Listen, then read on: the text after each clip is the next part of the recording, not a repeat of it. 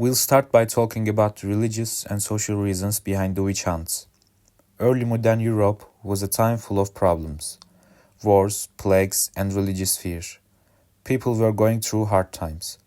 There was sickness, hunger, and constant fighting.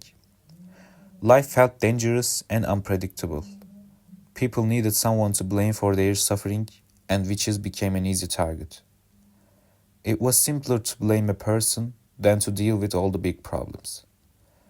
Often those accused were people who didn't fit in, like older women, poor people, or anyone seen as different.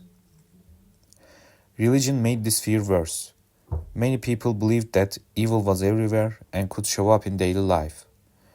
Both the Catholic Church and new Protestant groups used witchcraft accusations to keep their power.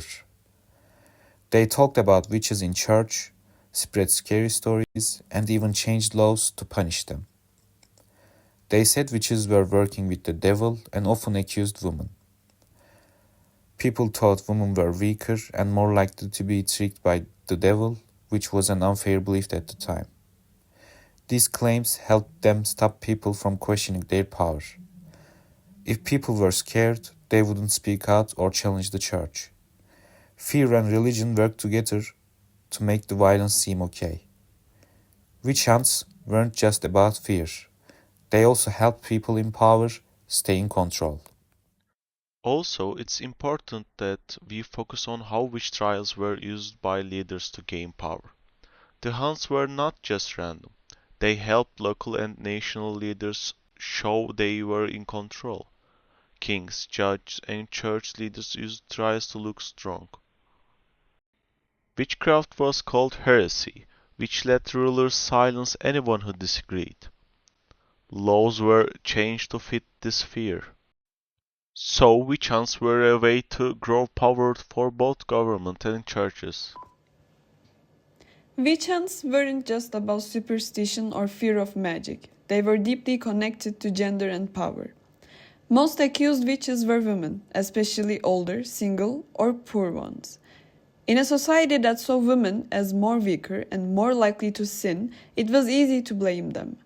Some historians even call it a war on women because it punished those who didn't fit traditional roles. But class played a big role too. Poor women were much more at risk. Accusations often came from neighbors, and rich people could defend themselves while the poor couldn't. This made the hunts both sexist and classist.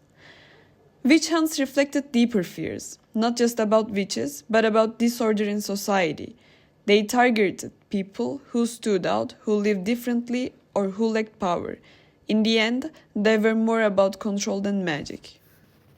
Throughout history, people imagined witches as mysterious and dangerous figures. In stories and images, they flew on broomsticks, stirred up storms, cast spells, and met with demons. These ideas came from older folklore about ghosts, spirits, and shapeshifters passed down through generations. Over time, these images became more intense, especially during periods of fear and crisis. A major turning point was the publication of Malleus Maleficarum, which is the Hammer of Witches, in 1487. This book claimed to be a guide for identifying and punishing witches. It combined superstitions, religious fear, and legal authority. Courts began using its ideas in real trials.